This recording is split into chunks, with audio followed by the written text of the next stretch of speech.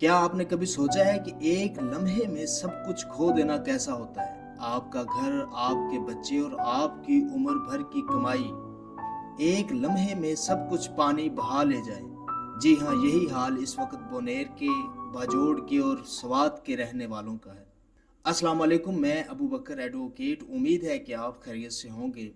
आज गुफ्तगू पर हम बात करेंगे जो हालिया सैलाब आया है खैबर पख्तूनख्वा में और बिलखसूस बोनेर में, बाजोड़ में और स्वात में, कि जहाँ सैकड़ों हज़ारों लोग उससे मुतासर हुए। और बोनेर की तो सूरत हाल ये है कि वहाँ एक पीर बाबा के नाम से गांव है जो मुकम्मल तौर पर तबाह हो चुका है। आज हम बात करेंगे कि ये सैलाब क्यों आया, इस सैलाब के आने की वजूहात क्या थीं, और इसको रोकने के या इसके नुकसानात को कम करने के कौन कौन से तरीके थे कि जो हुकूमतें करने से कासर रहीं। एक बात याद रखिए कि ये इख्तिताम नहीं है, ये कुदरती आफात का इख्तिताम नहीं बल्कि आगाज़ है। और इस आगाज़ का जो सबसे ज़्यादा मुतासर होने वाला मुल्क है वो पाकिस्तान है। उसकी बहुत सी वजूहात हैं। एक तो अल्लाह ने हमें जहाँ बहुत सी नेमतें अदा की थीं, जिनमें पहाड़ थे, आज वही पहाड़ क्लाइमेट चेंज की वजह से हमारे लिए एक अजाब बन चुके हैं। वहाँ ग्लेशियर्स पिघल रहे हैं। जहाँ अल्लाह ने हमें ढेरों नेमतें अता की थी, जिनमें से पहाड़ भी थे, दरिया भी थे, समंदर भी था, हर एक चीज़ थी, आज वही नेमतें हमारे लिए वबाल जान इसलिए बन गई हैं कि उनको वबाल जान या उनको ख़तरा हमने अपने लिए खुद बनाया है बजाय उनसे फ़ायदा लेने के। जैसे आप देखें कि इस सैलाब की वजह क्या बनी। इस सैलाब की वजह बनी है क्लाउड बरस्ट। क्लाउड बरस्ट से मुराद ये होती है कि एक ही लम्हे में बहुत ज़्यादा बारिश हो जाना। जैसे बुनेर का वाक़या है कि बुनेर में एक घंटे में लगभग 105 मिलीमीटर बारिश हुई, क्लाउड बरस्ट हुआ, एकदम बारिश हुई और फिर हमने देखा पानी ने अपना रास्ता बनाया और वो आबादियों को, वो इंसानों को रोंदता चला गया, जिसके नतीजे में अभी तक तकरीबन 400 के करीब लोग लुकमा अजल बन चुके, हज़ारों लोग लापता हैं। ऐसा क्यों हुआ? बारिशें तो पहले भी होती थीं, पानी तो पहले भी गुजरता था, लेकिन अब ऐसा पानी को क्या हो गया है कि वो इंसानों को रोंदता चला जाता है। वो बच्चों को, वो औरतों को, वो जानवरों को, वो बागात को अपनी लपेट में ले लेता है। तो उसकी एक तो बड़ी वजह बनी क्लाउड बरस्ट कि एक लम्हे में बहुत ज़्यादा बारिश हुई। दूसरा सबसे बुनियादी जो सबब बना वो माहौलियाती तब्दीली का बना, यानी कि क्लाइमेट चेंज का, कि मुसलसल बारिशें हो रही हैं। क्लाइमेट चेंज की वजह से बारिशें कभी तो बिल्कुल नहीं होती, अगर होती हैं तो बहुत ज़्यादा होती हैं। तो एक तो वो सबब बना कि क्लाउड बरस्ट के साथ रूटीन की बारिश भी चल रही थी। और इसकी जो आप तीसरी वजह कह सकते हैं वो ये है कि जंगलात की कटाई।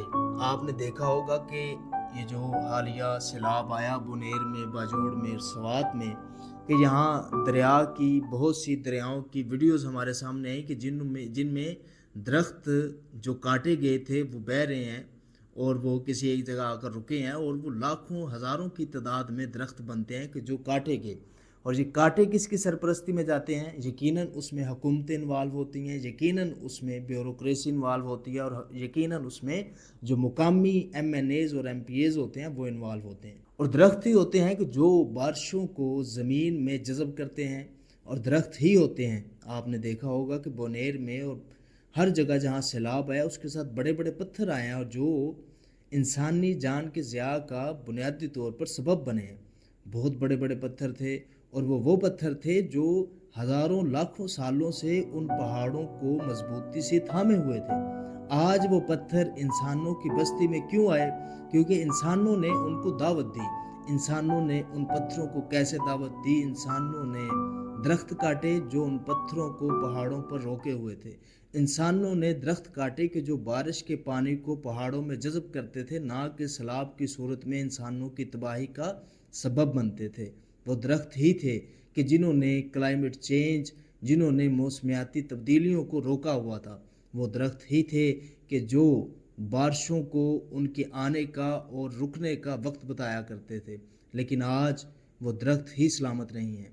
आज ना तो हमारी सरकार की तरजीह में है और ना ही किसी सूबाई, और वो चाहे वफाकी सरकार हो या सूबाई सरकार। हाँ, एक چیز وہ بڑے دعوے سے کر رہے ہیں، علل اعلان کر رہے ہیں، اور وہ ہے درختوں کی تباہی۔ مختلف صورتوں میں درخت کاٹے جا رہے ہیں، کہیں پہ روڈز کے نام پر درخت کاٹے جا رہے ہیں، کسی جگہ پہ کنسٹرکشنز کے نام پر روڈ کاٹے جا رہے ہیں، اور کسی جگہ ہمارے ریل اسٹیٹ مافیا جو سی ہے وہ درخت کاٹنے کا موجب بن رہی ہے۔ تو یہ تھی چند ایک وجوہات کہ جو سیلاب کا موجب بن رہی ہیں۔ سیلاب کو روکا تو نہیں جا سکتا، اس کے نقصانات کو کم کرنے کے کون سے ذرائع ہو سکتے ہیں کہ جو حکومتوں کو کرنے چاہیے، اور صرف حکومتوں کے نہیں، آپ کو انڈیویجول کیپیسٹی میں بھی یہ اقدامات کرنے ہوں گے، ادروائز آپ کے میرے بلکہ پورے پاکستان میں بسنے والے انسانوں کے وجود کو خطرہ ہوگا۔ اس میں پہلا جو کام ہم نے کرنا ہے وہ یہ کرنا ہے کہ ہم نے درخت لگانے ہیں۔ جیسے کہ آپ کو پتہ ہے کہ آج کل ساون کا مہینہ چل رہا ہے، اور ساون کا مہینہ ایسا ہوتا ہے کہ آپ اگر سوکھی لکڑی بھی زمین پر گاڑیں تو وہ درخت بن جاتی ہے۔ تو یہ ایسا مہینہ ہوتا ہے کہ جس میں پودے لگائے جاتے ہیں۔ تو ایک تو وعدہ کریں کہ آپ پودا لگائیں گے، درخت لگائیں گے، اپنے لیے لگائیں گے، اپنی آنے والی نسلوں کے لیے لگائیں گے۔ اور دوسرا کام جو حکومتی سطح پر کرنے والا ہے وہ یہ ہے کہ جدید ٹیکنالوجی سے لیس ایسا سسٹم پاکستان میں لایا جائے کہ جو پیشگی اطلاع دے کسی بھی قدرتی آفت کی، کسی بھی نیچرل ڈیزاسٹر کی، کہ جس سے انسانوں کے جانوں کے ضیاع کو روکا جا سکے۔ اگر بنیر والوں کو، اگر باجوڑ والوں کو، اور اگر سوات والوں کو اس طرح کی صورتحال کا علم ہوتا کہ رات وہ سوئیں گے اور صبح وہ ان کی لاشیں لوگ اٹھائیں گے، اور کہیں تو ایسے بد نصیب ہوں گے کہ جن کی لاشیں ابھی تک ڈھونڈی جا رہی ہیں اور وہ مل نہیں رہی، تو وہ اس قسم کے ڈیزاسٹر سے کم از کم خود کو بچا سکیں، اپنے بچوں کو بچا سکیں، اور اپنی قیمتی جو اشیاء ہیں ان کو بچا سکیں۔ ایک تو ہمیں جدید اس طرح کا وارننگ سسٹم اپنے پاکستان میں لانا ہوگا، اور تیسری جو بات حکومتی سطح پر ہے کہ دنیا کو اس بارے میں آگاہ کرنا ہوگا کہ جس کا سامنا پاکستان کو ہے، یعنی کہ کلائمیٹ چینج۔ یہ کلائمیٹ چینج کیوں ہوا، اس میں پاکستان کا تو 0.5% آپ کہہ لیں کہ پارٹیسپیشن ہوگی۔ ہمارے ہمسائے میں چائنا اور بھارت جیسے بہت بڑے ممالک موجود ہیں کہ جو بہت بڑا معجب بن رہے ہیں کلائمیٹ چینج کا، اور اس کا جو سب سے زیادہ اثر ہوتا ہے وہ پاکستان پر ہوتا ہے، کیونکہ جتنا پانی ہے بھارت کا بھی بالخصوص وہ بھی پاکستان سے ہو کر گزرتا ہے۔ تو دنیا کو بتانا ہوگا، دنیا کو اپنے دکھ سنانے ہوں گے، اور دنیا کو یہ کہنا ہوگا کہ ہمیں اس وارننگ سے، ہمیں اس ڈیزاسٹر سے بچائیں، اور بچانے کے لیے جو چیزیں ہمیں درکار ہیں وہ ان سے لی جائیں۔ اور پھر ہمیں یہ کرنا ہوگا حکومتوں کو بھی اور ہمیں بھی کہ یہ جو دریاؤں کے رستے میں گھر بنا دیے گئے ہیں، یہ جو دریاؤں کے رستے میں ہوٹل اور بہت سے ٹورسٹ اسپاٹ بنا دیے گئے ہیں، ان کو ختم کرنا ہوگا، کیونکہ دریا نے گزرنا ہے، دریا نے اپنے رستے سے ہی گزرنا ہے۔ کیونکہ دریا کو اگر ہم اس کا جو نیچرل وے ہے وہ نہیں دیں گے تو دریا پانی اپنا رخ آبادی کی طرف کرے گا، پانی اپنا رخ انسانوں کی طرف کرے گا، اور وہ بہت بڑی تباہی لائے گا، اور لایا بھی ہے۔ آخری میں باتیں چند ایک کروں گا کہ ہم اہل بنیر کے لیے، اہل باجوڑ کے لیے، اہل سوات کے لیے، اور پورے اہل خیبر کے لیے، ہم ایز اے پنجابی اور ایز اے سندھی جن کو اللہ نے ابھی تک اس قسم کی آفت سے محفوظ رکھا ہے، وہ کیا کر سکتے ہیں؟ تو آپ یہ کر سکتے ہیں کہ ان کا سہارا بنیں۔ ہمیشہ سے پاکستان اس فہرست میں شامل رہا ہے کہ جو صرف فلسطین ہی نہیں، کہ جو صرف پاکستان ہی نہیں بلکہ فلسطین، مصر، کشمیر، افغانستان، جہاں بھی انسانیت پر کوئی آفت آئی ہے تو یہ پاکستانیوں نے بڑھ چڑھ کر اس کا مداوع کرنے کی صحیح کی ہے، کوشش کی اور اپنا حصہ ڈالا ہے۔ تو اہل خیبر پختونخوا بھی ہماری طرف دیکھ رہے ہیں، ان کی مدد کیجئے۔ وہ بے آسرا، وہ بغیر گھروں کے، لاکھوں کروڑوں کے ان کے کاروبار تباہ ہو چکے ہیں، ان کے بچے وفات پا چکے ہیں، ان کے پورے گھرانے۔ میں ایک بنیر کے ایک شخص کو دیکھ رہا تھا کہ جس کے 20 سے 25 لوگ ایک گھر کے وہ اس سیلاب کی نظر ہوئے۔ تو ہم ان کو واپس نہیں لا سکتے، ہم یہ کر سکتے ہیں کہ جو زندہ ہیں لیکن ان کے گھر تباہ ہو چکے ہیں، ان کے کاروبار تباہ ہو چکے ہیں، ان کی مدد کریں، ان کے دست و بازو بنیں۔